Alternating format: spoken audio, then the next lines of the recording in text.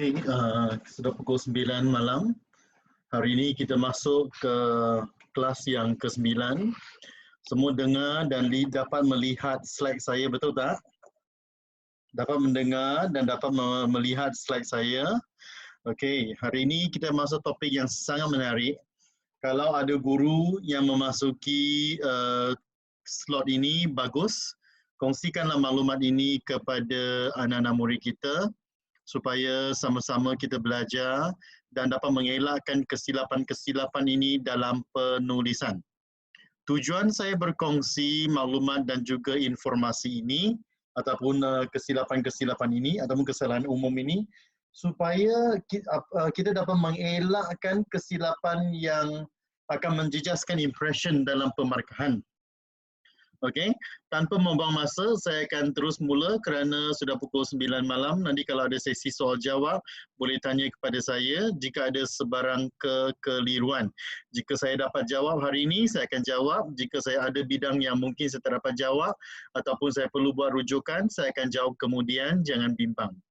Baik, karangan dalam PD3 kertas 1 mewakili 40 markah iaitu kertas 2, maafkan saya. Okey, kertas 2, cikgu salah typing. Kertas 2 mewakili 40 markah, 10 markah untuk karangan pendek dan 30 markah untuk karangan panjang, kalau tahu karangan umum. Okey. So 40% ini sebenarnya amat mudah untuk kita skor. Oleh sebab itu kita haruslah bersiap sedia untuk skor sebanyak-banyak mungkin dalam penulisan. Pelajar yang mendapat menulis karangan yang baik dalam penulisan semestinya peluang untuk mendapat A sangat tinggi. Ingat, peluang untuk mendapat A dalam PD3 sangat tinggi sekiranya kita mempunyai gaya penulisan yang baik dan kita juga berhati-hati dalam penulisan kita. Baik, pertama, saya bincangkan dulu punca kelemahan murid dalam penulisan. Yang pertama, tidak ada keinginan untuk membuat rujukan dalam buku teks untuk mendapatkan format karangan paling tepat. Ingat ya, saya guna beritahu kamu, tidak ada sumber rujukan yang boleh kita rujuk kalau berkaitan dengan format karangan kecuali buku teks sahaja. Okay? Banyak buku rujukan di luar yang banyak membuat kesilapan bahasa, terutamanya kesilapan format. So kita mestilah berhati-hati sewaktu kita membaca buku dan juga mencari format yang berkaitan. Format dalam buku teks tingkatan 1, 2 dan 3 ialah format yang paling tepat yang perlu dikuasai oleh pelajar. Apa-apa jenis karangan pun format yang ada bertaburan dalam buku teks tingkatan 1, tingkatan 2 dan tingkatan 3. Yang ketiga, tidak mengutamakan karangan jenis format dalam penulisan. Bermakna pelajar sudah biasa menulis karangan jenis fakta sahaja atau karangan jenis pendapat tetapi tidak menulis karangan jenis format. Jika pelajar tidak menulis karangan jenis format, tiba-tiba dia tak ada pilihan dan terpaksa menulis karangan jenis format, maka dia akan kerugian kerana dia sudah lupa akan format yang perlu ditulis. Okay? Oleh sebab itu, fleksibiliti harus ada dalam kalangan pelajar untuk menulis karangan yang baik. Kita haruslah, orang kata, mengambil giliran untuk menulis karangan jenis cerita, karangan jenis format, karangan tidak berformat, barulah kita boleh skor dalam penulisan. Kalau kita hanya fokus pada karangan jenis pendapat sahaja dan kita lupa akan karangan jenis berformat ataupun cerita, dan dalam keadaan apabila kita menghadapi situasi yang panik iaitu kita sudah lupa akan idea dan tak ada idea untuk menulis karangan jenis format pendapat, maka pilihan yang ada hanyalah cerita dan juga karangan jenis berformat. Okay? Hal ini dikatakan demikian kerana 3 soalan dalam peperiksaan. Soalan pertama mesti berkaitan dengan cerita. Ingat ya, soalan pertama mesti berkaitan dengan cerita. Soalan kedua mesti berkaitan dengan pendapat. Okey, soalan kedua mesti berkaitan dengan pendapat. Soalan ketiga mesti berkaitan dengan format. Okey, antara format yang pernah keluar dalam PD3 adalah seperti surat kiriman rasmi, surat kiriman tidak rasmi, laporan, syarahan dan sebagainya. Karangan jenis rencana dan sebagainya. Okey. Hari ini cikgu akan bincangkan satu daripada format yang paling popular tetapi juga popular sebagai kesalahan dalam kalangan murid, iaitu karangan yang berbentuk format karangan apa? Karangan yang berkaitan dengan karangan laporan terutamanya. Okey. So kesalahan pertama, kesalahan format karangan. Calon yang tidak menulis karangan dengan format yang betul akan gagal memperoleh markah cemerlang. Bermakna tidak berjaya mendapat tahap cemerlang. Pelajar yang cemerlang, formatnya mesti tepat. Ingat ya, formatnya mesti betul. Mari kita lihat di sini, karangan jenis laporan. Yang ini ada dalam buku teks tingkatan 3. Tingkatan 1 dan 2 dalam buku teks itu pun ada juga. Kena rujuk satu persatu. Kebanyakan pelajar jika tidak merujuk karangan jenis format dan juga tidak merujuk pada buku teks, maka dia akan kerugian jika dia menghadapi kata dalam keadaan yang panik dalam penulisan. Maka setiap kali kita buat karangan, kita mesti merujuk buku teks untuk mendapatkan formatnya. Dan format ini, Orkestra Simfoni Sekolah Seri Puteri ini ada pada halaman 5 buku teks tingkatan 3, boleh dirujuk oleh pelajar. Untuk hari ini, kita lihat pada bahagian yang perlu kita bincangkan, iaitu kesilapan umum yang perlu saya bincangkan dengan pelajar. Pertama, dari segi dilaporkan oleh, banyak pelajar buat salah. Nama mesti semua huruf besar. Jangan hanya huruf pertama sahaja. Kebanyakan pelajar buat salah dia hanya tulis nama macam ditulis nama biasa dia. Huruf pertama je huruf besar. Inilah kesilapan dalam kalangan pelajar. Yang ketiga, setiausaha kelab apa? Jangan hanya tulis setiausaha. Mesti tulis setiausaha kelab apa? Contoh, setiausaha kelab sains contohnya. Mesti satu baris. Bermakna jawatan itu mesti lengkap. Jangan hanya ada setiausaha dan akhirnya kita mesti tulis nama sekolah. Okey? So ingat, yang penting mesti ada petajuk karangan kita yang tepat. Okey, tajuk karangan kita yang tepat. Kemudian kita ada pengakuan, tanda tangan, nama penulis, jawatan, nama sekolah, tarikh. Tarikh sebaris dengan pengakuan. So bagaimana cara kita menulis tarikh? 25 Januari, semua huruf mesti huruf besar. Tak boleh short form, tak boleh je singkatan. Mesti tulis huruf besar dan tahun 2020 nokta. Jangan lupa nokta. Satu nokta hilang pun bermaksud format itu sudah salah. Okey, so yang ini berkaitan dengan karangan jenis, orang kata karangan jenis berformat, kesilapan pelajar dalam karangan jenis berformat. Okey, seterusnya karangan kedua, kesalahan kedua ialah kesalahan menulis idea karangan. Karangan jenis pendapat mestilah menggunakan pada pendapat saya, tetapi banyak pelajar tidak menggunakannya. Kemudian huraiannya mesti berdasarkan fakta, tetapi pelajar mencuri fakta palsu dan menulis dalam karangan itu. Pelajar-pelajar mesti tulis fakta yang betul, okey, jangan tulis fakta yang palsu supaya kita tidak kerugian. Ungkapan menarik mesti digunakan tetapi pelajar tidak menggunakannya. Karangan jenis cerita, ini penting. Menulis karangan dengan mengikut plot cerita, iaitu mesti ada permulaan cerita, kemudian perkembangan cerita, suspense, konflik, puncak dan peleraian. Jika pelajar tidak mampu menulis plot cerita tersebut, maka pelajar karangan cerita awak sangat membosankan dan tidak menarik perhatian. Ingat ya, karangan jenis cerita kalau dapat A, karangan itu mestilah sangat menarik perhatian, mesti ada unsur perasaan dan suspense, ada unsur nilai dan pengajaran itu mesti ada. Jika pelajar tidak berbuat demikian, maka mereka akan kerugian dalam karangan. Okey? Mari kita lihat yang bahagian yang ketiga pula. Bahagian yang ketiga Kesalahan ketiga dari segi peribahasa. Satu kajian kelemahan murid dalam penggunaan peribahasa telah saya jalankan di beberapa buah sekolah. Sewaktu saya pergi ke sekolah itu untuk menyampaikan ilmu. Apabila saya menyampaikan ilmu di sana, saya juga membuat soal selidik kepada pelajar. 30% pelajar mahir menggunakan peribahasa. 70% apa yang terjadi? Ini bermakna majoriti masih belum menguasai peribahasa. Kenapakah perkara ini berlaku? Pertama, kita tidak menggunakan peribahasa dalam perbualan. Yang kedua, peribahasa dianggap sebagai sesuatu unsur yang penting dalam penulisan sahaja dan tidak digunakan dalam kehidupan seharian.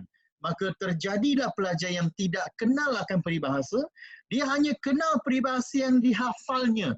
Hafal pun kerana untuk menghadapi peperiksaan, tetapi bukan kerana kehidupan dia menggunakan peribahasa itu. So pelajar-pelajar jangan lupa bahawa peribahasa memainkan peranan sangat penting. 25% pelajar menghafal.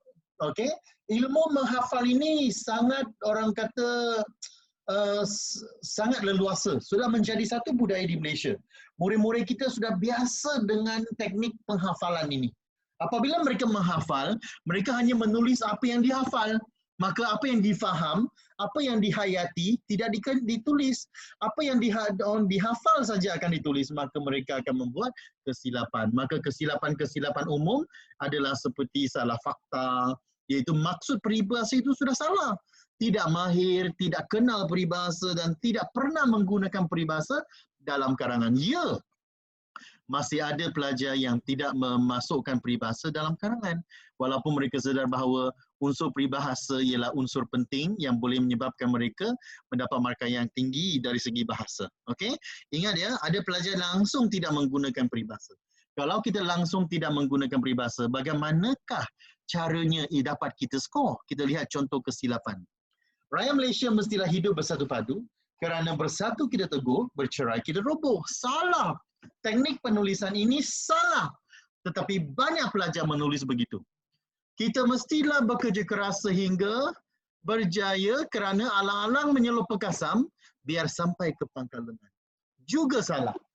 Banyak pelajar yang membuat kesilapan ini. Okey? Yang ketiga, rakyat Malaysia mestilah bekerjasama dalam semua urusan. Bak kata pepatah, bagai aur dengan tebing. Juga kesilapan yang sentiasa saya temukan dalam karangan. Kesilapan yang keenam, oleh sebab itu kita mestilah bekerjasama, bak kata pepatah, bagai aur dengan tebing. Juga salah. Kebanyakan pelajar akan menggunakan peribahasa seperti ini. Gaya-gaya yang digunakan mereka adalah seperti ini. Walau bagaimanapun, gaya inilah merupakan gaya yang salah dalam karangan. Kamu telah menulis dengan cara yang salah. Okay? Something wrong with you guys. Kalau kamu tidak mengubati penyakit kesilapan dalam peribahasa dalam karangan, tak ada orang yang dapat membantu kita kalau kita tidak mahu mengubah kesilapan itu sendiri. Ingat ya, tak ada orang yang dapat membantu kita kalau kita berusaha sendiri. Kalau kita tidak berusaha sendiri, tak ada orang akan membantu kita. Okay? Jom kita baiki kesilapannya. Kita akan baiki kesilapannya bersama-sama dan saya mahu pelajar lihat pada bahagian ini, kita akan lihat apa yang perlu kita pelajari untuk membaiki kesilapan tersebut. Yang pertama, kita lihat pada bahagian yang pertama, bahagian soalan yang pertama. Rakyat Malaysia mestilah hidup bersatu padu kerana bersatu kita teguh, bercerai kita roboh. Mula-mula cikgu nak terangkan. Bersatu kita teguh, bercerai kita roboh ialah satu peribahasa yang membawa maksud dua perkara, dua senario. Pertama, rakyat yang hidup bersatu padu akan menjadi teguh. Rakyat yang tidak hidup bersatu, bermakna dia sudah bercerai, akan menyebabkan negara itu roboh. Oleh sebab itu, pelajar-pelajar mestilah membuat pembetulan untuk tidak mengulangi perkara yang sama. Okey, tidak mengulangi perkara yang sama. Kedua-dua unsur, iaitu unsur yang positif dan negatif, mesti dimasukkan dalam karangan tersebut. Contohnya, rakyat Malaysia mestilah bersatu padu. Okey, nokta. Jika tidak bersatu padu, okey, jika tidak bersatu padu, kita akan hidup. Okey, kita akan hidup berpecah belah. Kerana bersatu kita teguh, bercerai kita roboh. Nampak tak? Kedua-dua unsur perlu dimasukkan dalam karangan. Barulah kita dapat, nampak ini bersatu padu, yang ini tidak bersatu padu. Kedua-dua unsur perlu dimasukkan, baru boleh kita tulis bersatu kita teguh, bercerai kita roboh. Yang kedua, kita mestilah bekerja keras sehingga berjaya. Kerana alang-alang menyelup pekasam biar sampai ke pangkal lengan. Alang-alang menyelup pekasam biar sampai ke pangkal lengan. Peribahasa ini membawa maksud, jika mahu membuat kesalahan, buat sehingga berjaya. Bermakna peribahasa ini berunsur negatif. Buat kesalahan jangan alang kepalang. Bermaksud kalau kita nak buat jahat, jangan alang kepalang. Bermakna nak untuk perbuatan yang negatif, bukan untuk perbuatan yang positif. Oleh sebab itu, kita boleh ubah suai peribahasa ini. Kita mestilah bekerja keras sehingga berkejaya. Kerana usaha itu tangga kejayaan. Atau kita juga boleh tulis, okey, yang ini dah betul. Kita juga boleh tulis seperti ini. Kita mestilah berusaha dengan bersungguh-sungguh, okey, dengan bersungguh-sungguh demi menghadapi cabaran agar dapat mencapai kejayaan.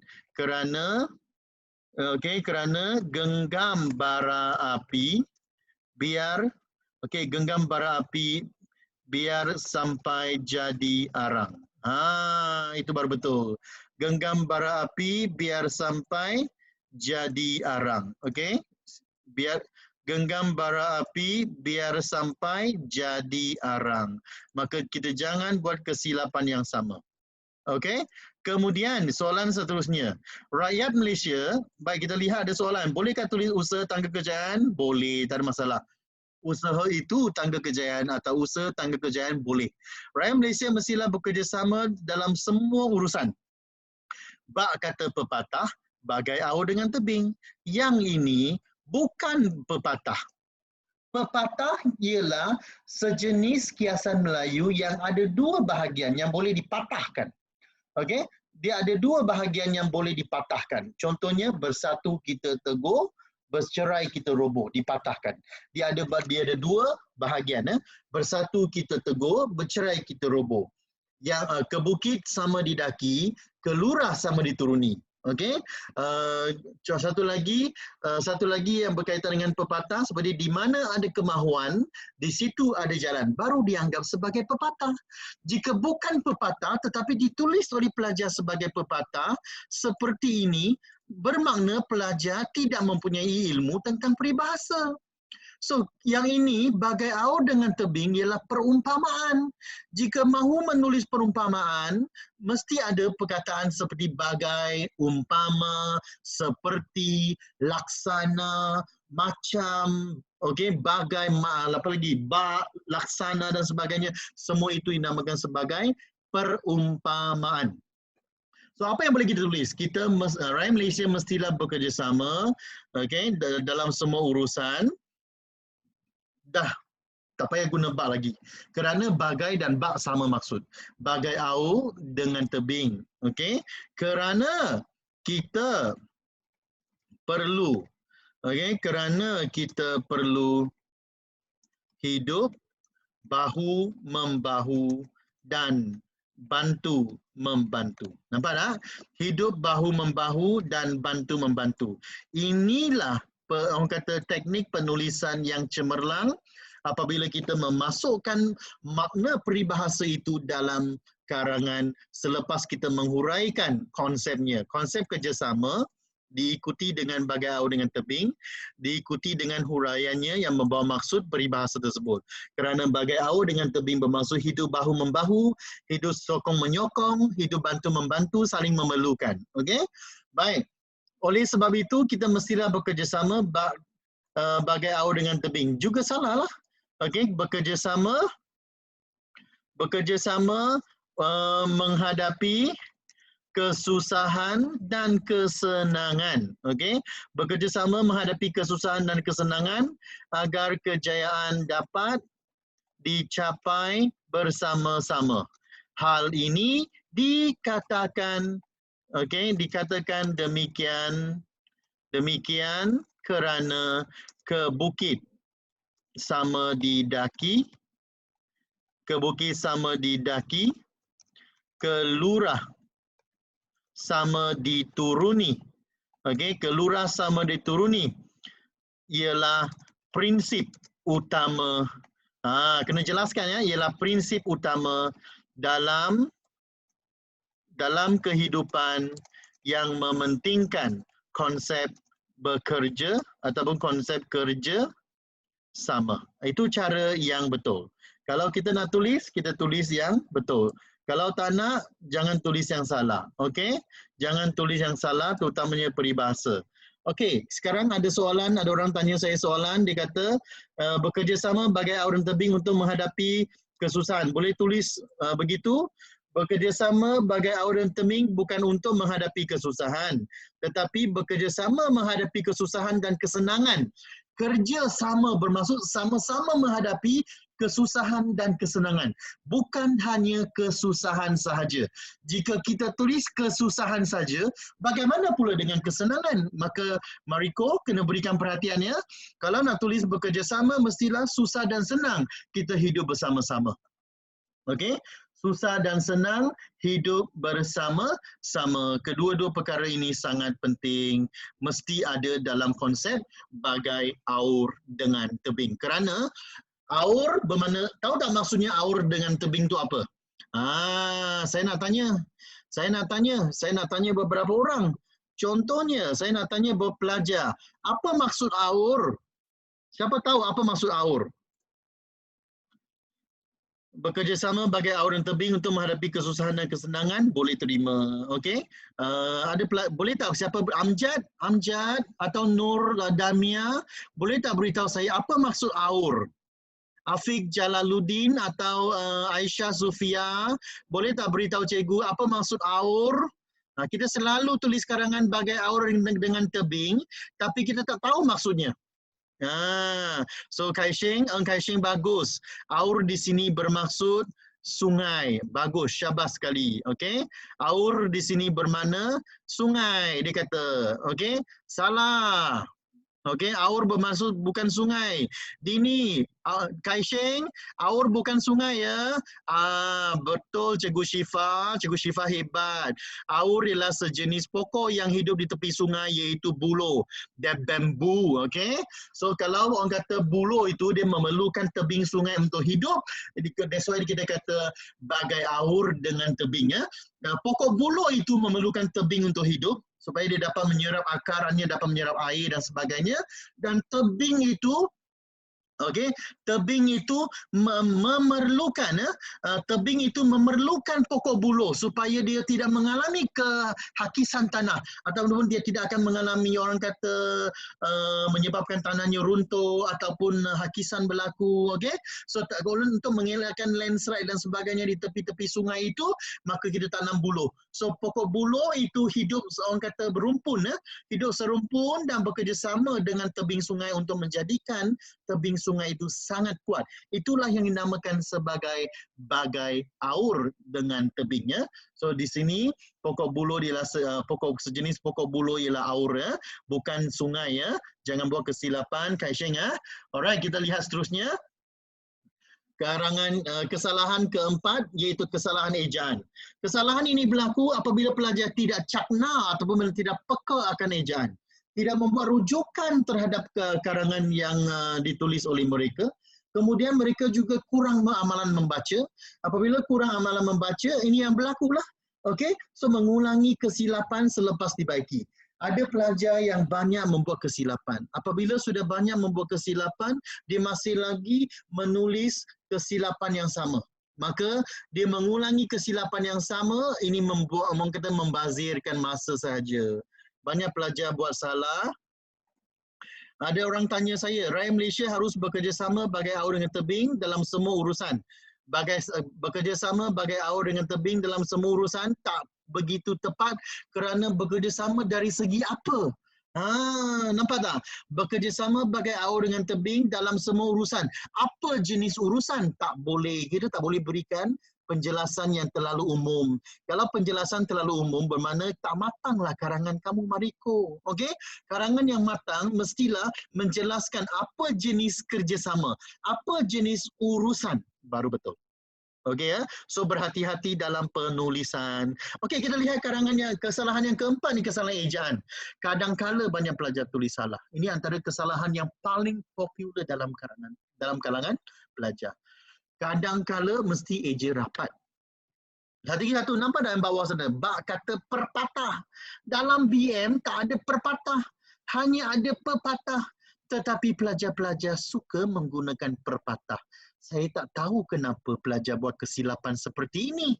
So mulai hari ini, jangan buat kesilapan seperti ini lagi.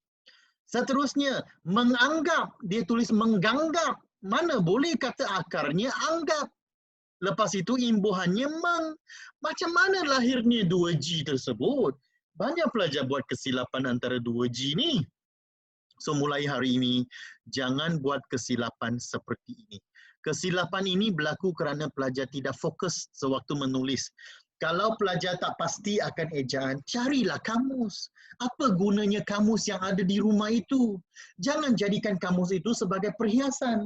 Saya sendiri menggunakan kamus. Kamu sentiasa ada di sisi saya. Okey? Kamu sentiasa ada di sisi saya. Jika kamu tidak mempunyai keinginan untuk mencari kamus, kamu tidak akan berjaya. Tengok sini. Saya ada kamus. Okey? Ada kamus dalam apa? Dalam bilik bacaan saya. So kita mestilah berusaha untuk mencari maklumat. Jika pelajar tidak berusaha untuk mencari maksud dalam kamus itu, bagaimana kita nak mengatasi masalah dan juga kelemahan dalam karangan? So pelajar-pelajar, please cikgu berikan awak memberikan nasihat kepada kamu ini, jangan buat kesilapan ejaan dalam karangan. Kebanyakan pelajar tak tahu bahawa karangan kalau buat silap, maka pelajar tak akan dapat markah yang cemerlang. Kesilapan ini menyebabkan pelajar akan, orang kata, kerugian sangat banyak, sangat tinggi markahnya. Kalau satu salah tak mengapa, satu dua salah tak apa. Ini satu karangan tu sampai 4-3 kesalahan tu buat apa? Okey, hal ini amat merugikan kamu. Kemudian penanda wacana. Tengok, ini antara bukti penanda wacana yang selalu disalahgunakan oleh pelajar. Contohnya, penanda wacana bukan sahaja itu, sepatutnya bukan itu sahaja. Nampak tak? Nampak kan? Bukan sahaja itu, sepatutnya bukan itu sahaja. Nampak tak ni? Okey, saya gunakan warna kuning lah supaya dapat dilihat. Bukan itu sahaja. Sepatutnya apa? Bukan itu sahaja. Bukan sahaja itu. Banyak pelajar buat salah. Walau bagaimanapun mestilah jarak. Walau satu perkataan, bagaimanapun satu perkataan. So kita mesti tulis jarak, tapi banyak pelajar buat kesilapan ini. Siapa pernah tulis kesilapan ini? Sila jujur dan beritahu saya siapa tu. Saya nak tahu siapa pernah buat kesilapan seperti ini. Satu Malaysia saya pergi, saya jumpa pelajar-pelajar buat kesilapan seperti ini. Siapa yang pernah buat kesilapan seperti ini? Sila tulis nama awak kalau berani. Muiz selalu buat kesalahan tersebut. Kesalahan apa yang selalu kamu buat, Muiz? Walau bagaimanapun jangan buat kesilapan seperti itu. Okey? Kemudian selain daripada itu salah, dia salah eja, Muiz ya. Jangan buat kesalahan ejaan, okey? Selain daripada itu salah. Selain itu, okey? Jangan buat kesilapan. Selain sudah bermaksud lain daripada, maka tak perlu ada selain daripada itu. Selain itu sahaja, okey? Dan juga akan senaraikan kesilapan-kesilapan yang ada dalam kalangan yang selalu disalah tulis oleh pelajar. Okey, yang lain tak berani mengaku ke? Oh, hebat sungguh ya, masih betul dari segi penanda wacana.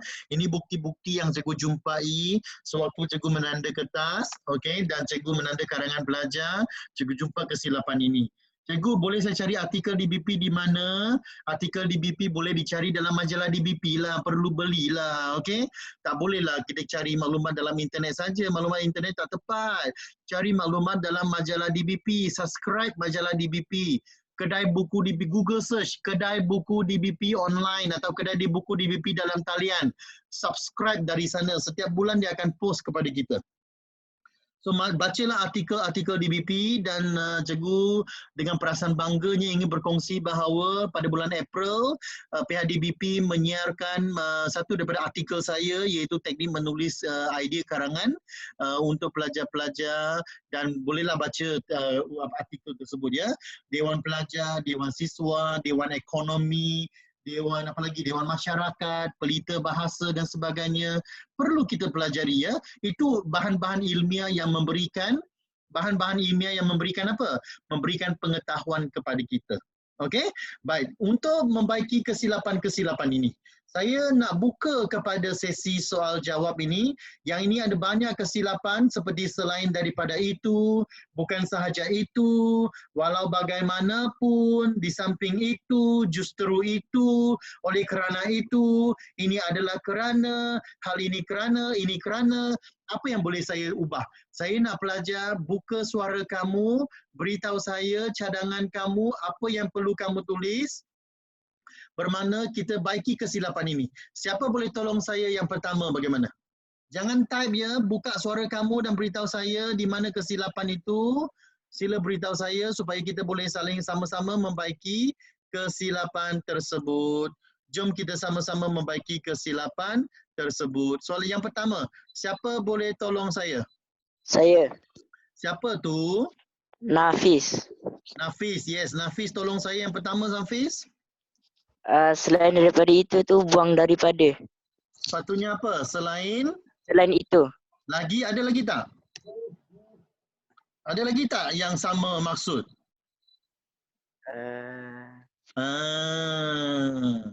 Banyak pelajar tak tahu. Ada satu lagi penanda wacana yang sama maksud boleh gunakan, iaitu lain daripada itu. Boleh guna ya. Lain daripada itu. Lain daripada itu, betul. Boleh gunakan dalam karangan kamu. Boleh nah? Faham nah? Faham Nafis? Faham. Okey, bagus. Nafis dah faham. Saya sejuk hati betul kalau murid saya faham. Okey, yang penting murid kita mesti faham ya. Kalau murid kita faham, kita sedih. Kerana kita tak pasti sama ada dia dapat ikut ke tidak. Maka Nafis dah Muiz dah faham, saya sangat gembira. Okey, terima kasih Muiz atas jawapan kamu. Kita lihat pula, saya tak mau pelajar juga gunakan chat dah. Pelajar mesti beritahu saya jawapannya. Saya nak pelajar berikan saya jawapannya. Saya nak pelajar berikan jawapan yang kedua. Siapa boleh beritahu saya jawapan yang kedua? Saya. Amboi, bergema sampai ke China. Okey, apa jawapannya? Bukan itu saja. Bukan itu sahaja. Okey, betul. Nama siapa?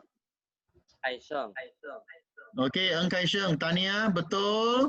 Bukan itu sahaja. Okey. Kemudian yang ketiga, siapa nak tolong? Saya. Nama siapa? Iman. Okey, Iman. Cuba Iman. Walau dengan bagaimanapun tu jarak. Jarak. Okey, lepas jarak perlu ada koma tak? Perlu. Perlu kan? Yes. Baik. Perlu ke tak perlu? Perlu. Perlu Walau bagaimanapun mesti ada koma. Alright. Yang keempat, siapa boleh tolong saya? Yang keempat, siapa boleh tolong saya? Yang keempat, siapa boleh tolong saya? Cikgu, di something itu D dengan something tidak semestinya rapat. Tidak semestinya rapat ke tidak boleh rapat? Tidak boleh rapat. Tidak semestinya rapat ke tidak boleh rapat? Tidak boleh rapat. Yes, William. William, right? Iya. Ya, saya boleh kenal suara kamu.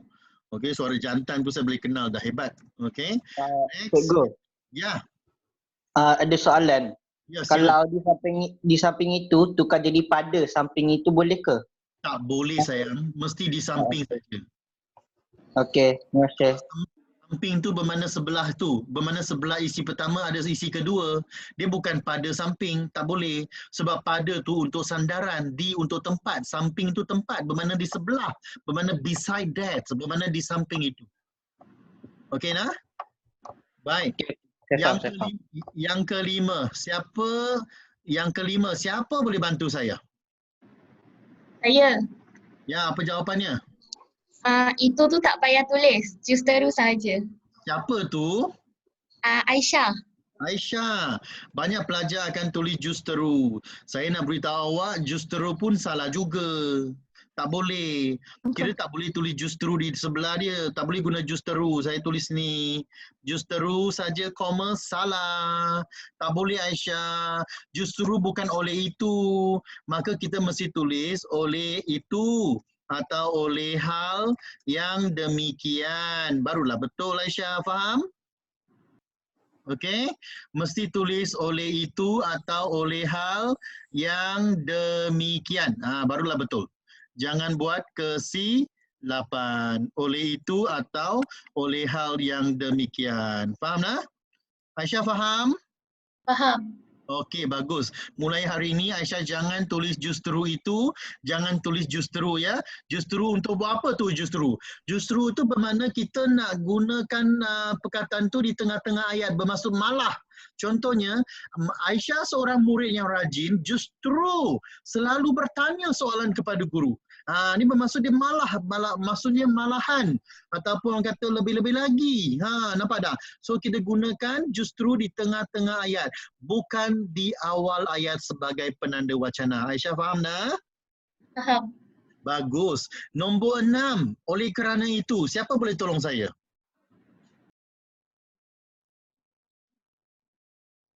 Oleh kerana itu, banyak pelajar buat salah juga.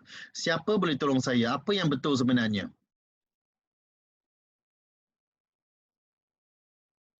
Siapa boleh tolong saya oleh kerana itu? Siapa selalu tulis salah oleh kerana itu? Oleh kerana itu mesti tukar kepada? Oleh itu. Boleh. Saya terima oleh itu, boleh. Satu lagi jawapan? Oleh sebab itu. Itu. Oleh sebab itu. Alright, ini adalah kerana. Siapa boleh tolong saya? Ini adalah kerana. Siapa boleh tolong saya? Ini kerana. Adalah. Apa Ini dia? kerana. Ini kerana. Ini pun salah. Ini kerana ni kesalahan paling dahsyat dalam BM. Ini dikatakan demikian kerana. Apa tu? Menceri-ceri tak ada jawapan. Siapa nama tak ada nama pun? Tan Wei Sin. Wei Sin baca jawapannya sekali lagi. Hal ini dikatakan demikian kerana. Hal ini dikatakan, okey, dikatakan demikian kerana. Demikian kerana. Ada koma tak? Ada. Tak ada Wei Sin, jangan tulis koma. Selepas kerana tak boleh ada koma, faham ah? Faham. Selepas kerana tak boleh ada koma. Jangan buat kesilapan. Ada jawapan lain? Saya nak satu lagi bentuk. Kalau hal ini kerana yang salah, ini kerana salah, yang ini memang salah. Okey, ini adalah kerana pun salah. Okey, hal ini kerana pun salah. So ini nombor 9 memang sudah salah, sudah ada di sini. So nombor 8 apa yang boleh kita buat? Kita boleh tulis hal ini berlaku demikian kerana. Itu betul. Hal ini berlaku demikian kerana. Yang ini betul dan boleh diterima dalam peperiksaan. Okey. Yang ini cikgu pindahkan di bawah supaya kita belajar. Satu lagi bentuk yang selalu disalah tulis oleh pelajar ialah ini kerana. Ini popular ni, ini kerana terlalu popular. Hampir setiap pelajar ni pernah buat kesilapan seperti ini. Saya baca je saya rasa pelajar ni tak cemerlang ni. Kalau nak cemerlang tak boleh buat kesalahan seperti ini. Okey, kalau kalau nak cemerlang tak boleh buat kesalahan seperti ini. Kita baiki, siapa boleh tolong saya? Hal. Sama juga kita gunakan hal. Hal ini terjadi demikian kerana. Betul. Ingat jangan ada koma di bawahnya. Baik, ada tak soalan tentang peribahasa yang boleh guna ke tak boleh guna ke, betul ke salah, siapa tak pasti? Ada tak soalan berkaitan peribahasa yang betul dan salah tak pasti nak tanya saya? Ada ke tak ada? Ada tak?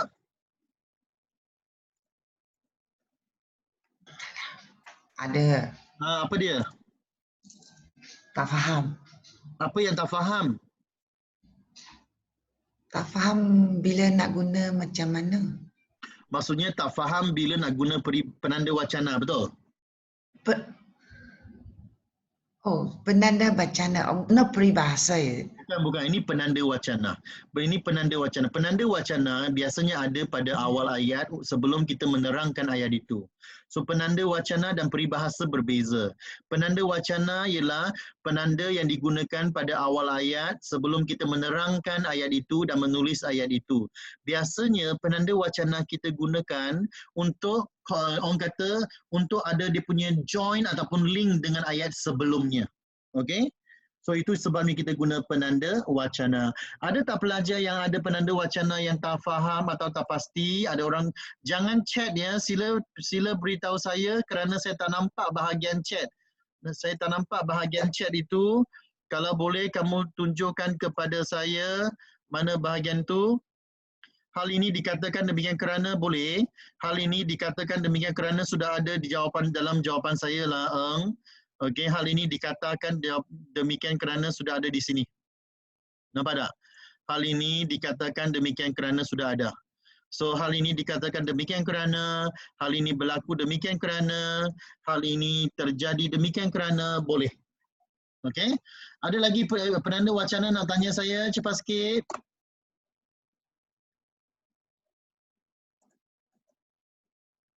Ada penanda wacana nak tanya saya? Tak ada? Okey. Seterusnya. Ya, please.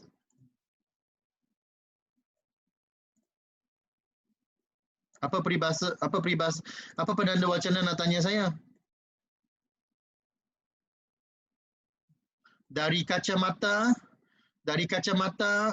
malahan boleh digunakan di depan ayat, tak boleh ya. Tamsilnya, tak sebagai tamsilnya, jangan guna. Lebih baik kita guna sebagai contohnya.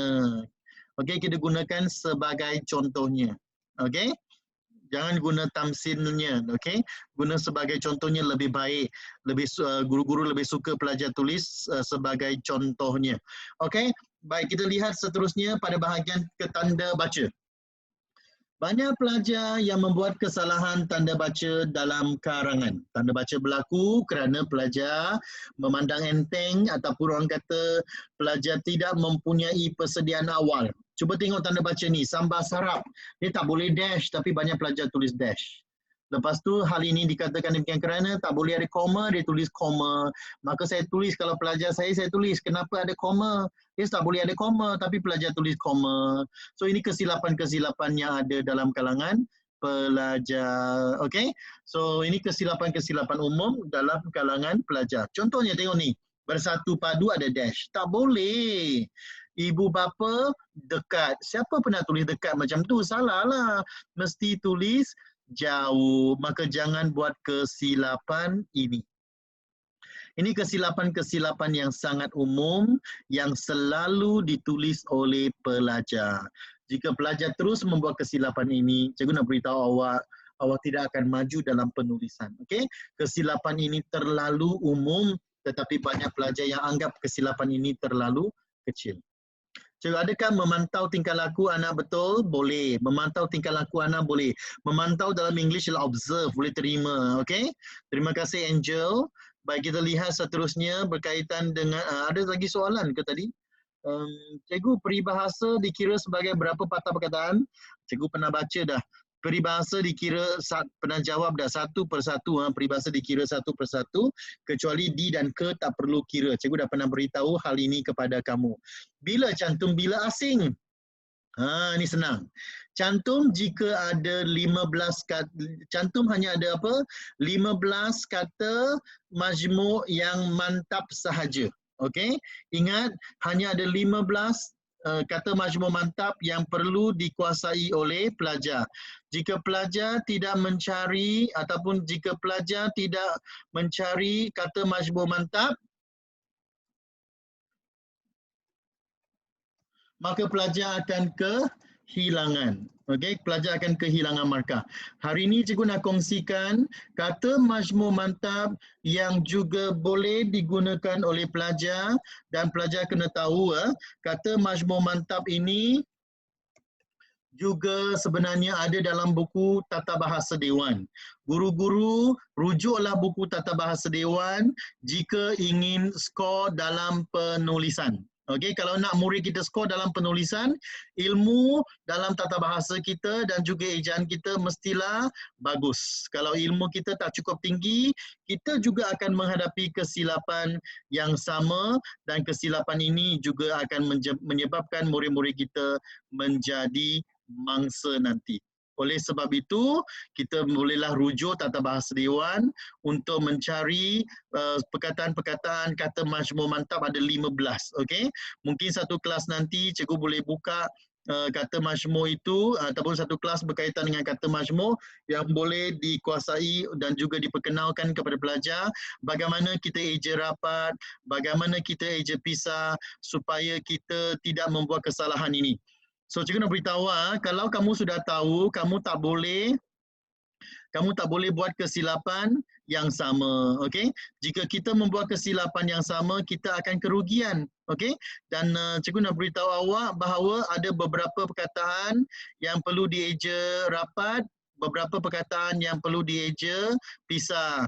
Antaranya yang boleh cikgu tunjuk, nanti cikgu tunjuk ya.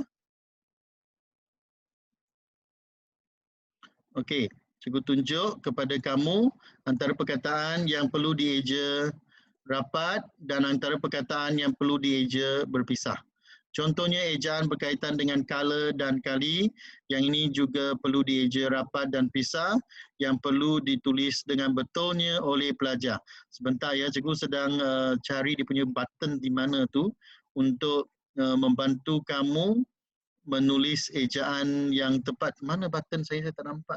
Nampak tak slide saya? Nampak tak? Tak. Okey, tak nampak. Okey, saya tunjuk. Saya klik di sini. Okey, kalau tak nampak, saya lihat pada bahagian ini. Okey.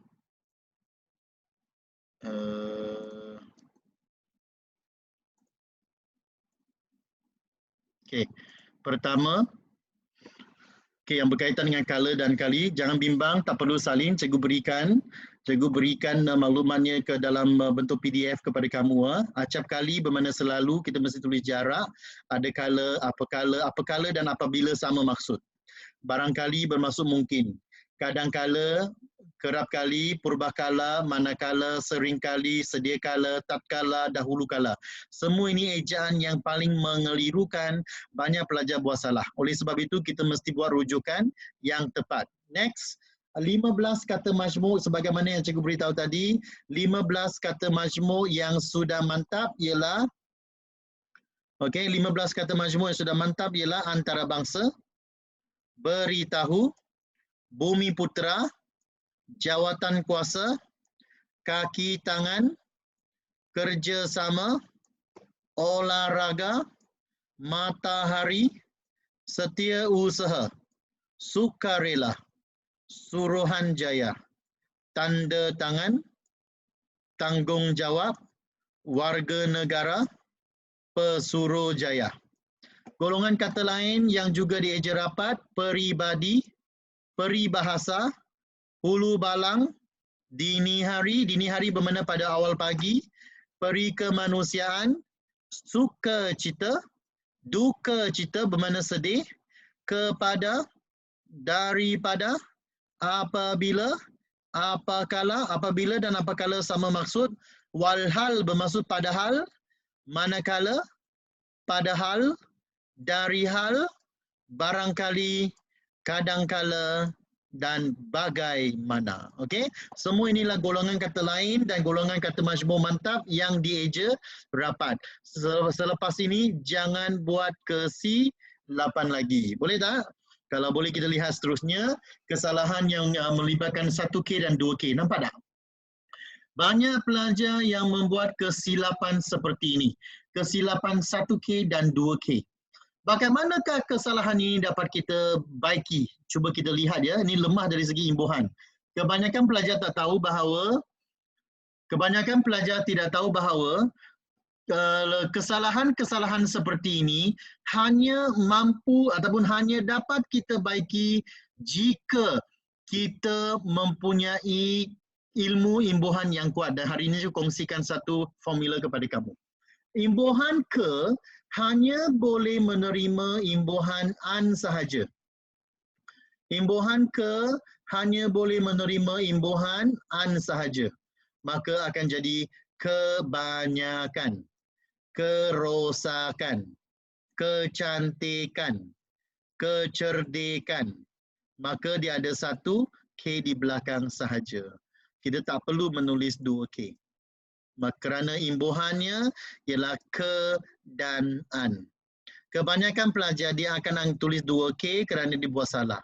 Untuk 2K pula, kita hanya boleh tulis pada bahagian yang ada 2K. Nampak? 1K daripada perkataan banyak, 1K dari imbuhan kan. Maka itulah kita tulis membanyakkan ada 2K. Merosakkan, mencantikkan, mencerdikkan, barulah ada 2K. Dan fungsi kata ini semuanya lah kata kerja. Kata kerja maksudnya lah KK. Ingat, kata kerja KK. Kata nama terbitan KAN, KAN sahaja. So itu cara kita membuat perbandingan antara imbuhan KAN dan mekan. Okey? Dalam BM tidak ada imbuhan kekan. Jangan tulis begitu ya. So dalam tulis kesilapan begitu lagi, cikgu berharap kamu mendapat ilmu yang berguna pada hari ini untuk skor dalam penulisan. Siapa selalu buat kesilapan dalam karangan kesilapan-kesilapan seperti ini? Siapa selalu buat kesilapan-kesilapan seperti ini? Yang ada 2K di belakang, 2G di belakang, 1G, 2G. Siapa yang selalu buat kesilapan tu? Ya. Selalu buat kesilapan macam tu Damia. So Damia Najla, jangan buat kesilapan begitu lagi. Hari ini salah tak apa. Waktu belajar kita buat salah, no problem. Dalam peperiksaan jangan kita buat salah. Okay? So jangan buat kesilapan-kesilapan ini lagi. Adriana, cikgu berdoa agar kamu akan dapat mengatasi kesalahan itu, dapat membaiki kesalahan itu dan mengatasi masalah ini dan akhirnya dapat skor dalam penulisan. Kemudian dari segi kata sendi nama yang paling umum, banyak pelajar masih tulis di kalangan. Sepatutnya dalam kalangan. Ada pelajar yang tulis di kalangan. Kemudian datang daripada negara. Tak boleh dari negara. Dari untuk arah tempat masa. Maka banyak pelajar yang akan buat kesilapan seperti itu. Mungkin cikgu perlu bina ataupun cikgu perlu buka satu kelas berkaitan dengan kata sendi nama saja. Kata sendi nama ada terlalu banyak. Cikgu kena fokus satu persatu. Padanan kata sendi nama dan juga kesilapan-kesilapan umum dalam kalangan pelajar yang menggunakan kata sendi nama. Dengan berbuat begitu, pelajar-pelajar boleh mengatasi kelemahan tersebut. Kamu nampak tak kesilapan-kesilapan ini? Kesilapan-kesilapan ini bukan kesilapan yang kita nampak dalam buku cerita dan sebagainya.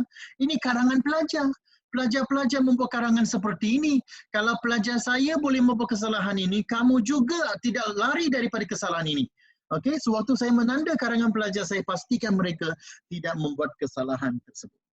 Okey, yang ini berkaitan dengan objek selepas kata kerja. Banyak pelajar yang buat kesilapan. Ya, tengok mendatangkan banyak keburukan.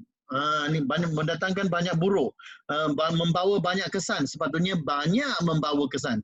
Kalau banyak di depan kata kerja membawa maksud frekuensi. bermaksud selalu ataupun adverba. Okey? So di sini kalau banyaknya ada di belakang, mesti ada perkataan yang. Maka jawapan yang betul ialah mendatangkan keburukan yang banyak. Membawa kesan yang banyak. Baru betul. Kalau nak banyak di belakang kata kerja, mesti tulis yang banyak. Kalau nak banyak di depan, mestilah banyak mendatangkan keburukan. Banyak membawa keburukan atau kebaikan. Okey?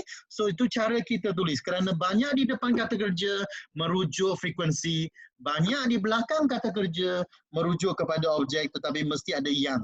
Okey? Yang banyak. Kesan yang banyak, keburukan yang banyak, implikasi yang banyak. Selepas membaiki kesilapan itu, jangan buat kesilapan yang sama lagi. Okey?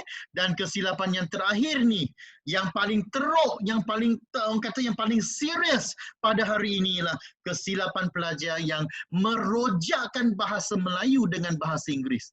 Cukuplah bahasa Melayu dengan bahasa Melayunya. Bahasa Inggeris itu bahasa Inggeris lah. Perbualan di rumah yang mengutamakan bahasa Inggeris juga merupakan salah satu faktor pelajar tidak begitu peka dengan ejaan bahasa Melayu.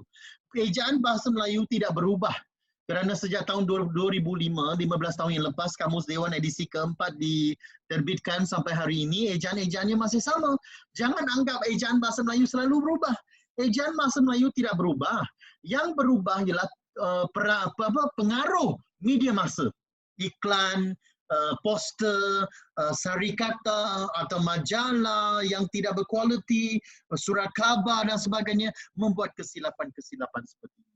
Jika kamu seorang guru, saya tanya balik kamu, jika kamu seorang guru, ejaan Vietnam dalam kalangan pelajar pun tak betul. Vietnam dia tulis Vietnam.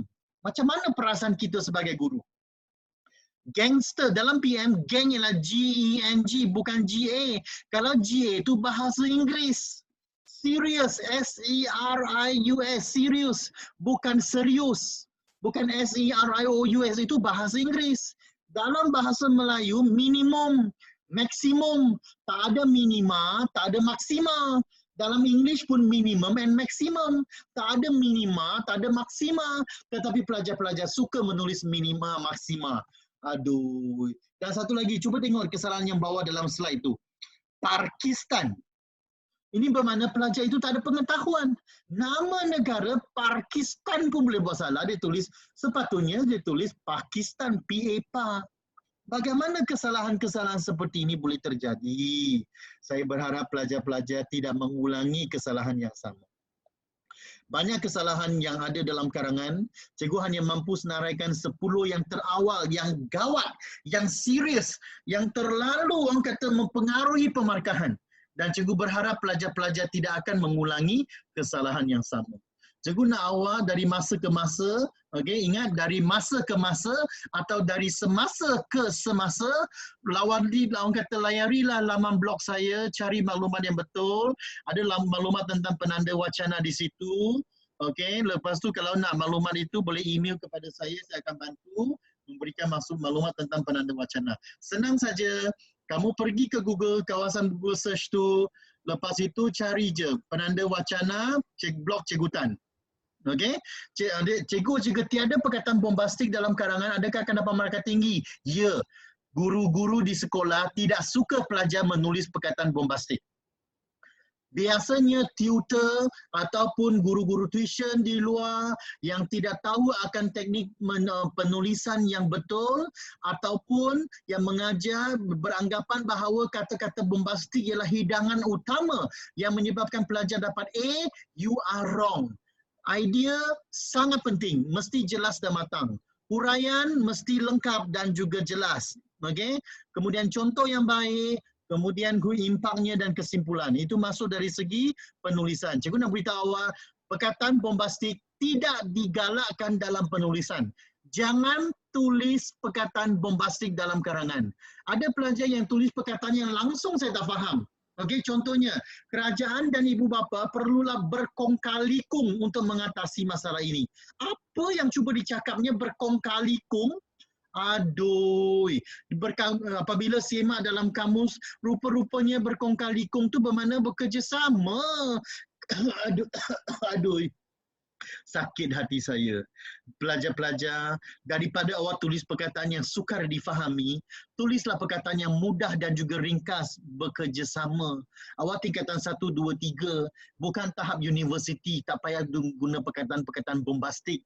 Menteri pun tak guna perkataan bombastik. Pengarah DBP pun tak guna bombastik. Apalagi musyi-musyi dewan pun tak guna bombastik. Jangan guna perkataan bombastik dalam karangan. Please, forget about perkataan bombastik. Gunakan perkataan yang mudah difahami, yang paling ringkas, tetapi tepat penggunaannya, kosakata yang luas berdasarkan bidang tersebut, itu yang lebih penting. Okey, gunakan ungkapan, pantun, kiasan, perbandingan semacam. Sebab tingkatan 1 kita belajar perbandingan semacam. Maka pelajar-pelajar gunalah idea yang diberikan dalam buku teks tersebut ya. So cikgu berharap pelajar-pelajar berpuas hati dengan apa yang cuba cikgu sampaikan. Jika ada soalan boleh bertanya kepada saya. Jika ada soalan boleh bertanya kepada saya. Cikgu buka sesi soal jawab selama 5 minit jika kamu ada soalan. Cikgu berharap kamu berpuas hati. Cikgu akan share bahan-bahannya slide itu kepada kamu. Jangan bimbang, okey? Jangan bimbang, cikgu akan share slide itu kepada kamu dan cikgu akan hantar kepada kamu dalam bentuk PDF, okey? Ada soalan nak tanya saya? Ada soalan nak tanya saya tak? Tak ada? Tak ada dah? Hebatnya tak ada soalan ya. Kalau dah jelas apa yang boleh cikgu sampaikan, bermaksud pelajar-pelajar sudah cukup hebat. Jika pelajar sudah cukup hebat, saya pun gembira. Saya pun sangat gembira kerana pelajar-pelajar sudah berjaya. Okey? So, jelaskan sekali lagi tentang peribahasa cara tulis. Cikgu akan share dalam bahan itu. Peribahasa boleh ditulis dengan pelbagai cara. Ada 10 cara boleh kita tulis peribahasa dalam karangan. Cikgu akan buka satu kelas. Okey, cikgu akan buka satu kelas dan mengajar kamu 10 teknik memasukkan peribahasa dalam karangan. Okey? Jika kamu suka akan topik ini, cikgu akan fikirkan satu idea bagaimana membantu kamu menulis peribahasa dalam karangan, 10 teknik penulisan ataupun penggunaan peribahasa dalam karangan. Okey, dalam pelbagai tema karangan barulah kita boleh belajar. Kalau cikgu jelaskan begini saja tanpa contoh yang jelas, kamu tak akan ingat. Kamu perlukan nota dan cikgu akan sediakan bahan itu khas untuk kamu. 10 teknik penggunaan peribahasa dalam karangan. Kalau cikgu ada tenaga lagi ataupun cikgu ada idea, cikgu akan tulis dan cikgu akan buka kelas itu. Cikgu akan beritahu dalam bahagian grup tersebut. Okey? Secara total boleh terima, tak ada masalah. Secara total boleh terima, okey? Secara total dan kesimpulan boleh terima. Okey, terima kasih dan cikgu berharap kita akan berjumpa lagi. Kita sudah bersiaran selama 1 jam. Cikgu sudah cakap 1 jam tak henti-henti. Dan cikgu juga harap kamu berpuas hati. Kalau kamu puas hati, terima kasih. Kalau ada serba kekurangan, kalau cikgu terlalu cepat, kamu beritahu saya, cikgu akan cuba slow down cikgu punya speed. Kenapa saya cepat? Sebab saya ada banyak informasi nak kongsi kepada pelajar. Kalau saya terlalu lambat, saya tak boleh nak sampaikan semua perkara. Okey? So cikgu berharap you all happy, puas hati, dapat belajar. Mulai hari ini jangan buat kesalahan yang sama. Okey? Sekian, terima kasih. Bye-bye. Terima kasih cikgu. Okey. Bye semua. Bye, cikgu. Thank you, cikgu. Bye-bye. Terima kasih cikgu. Sama-sama, bye-bye. Cikgu. Okey, dapat ilmu tak? Dapat. Okey, good. Make sure you gunakan ilmu itu dalam peperiksaan, okey? Okey cikgu. Bagus, bagus, bagus. Okey, ada soalan lagi?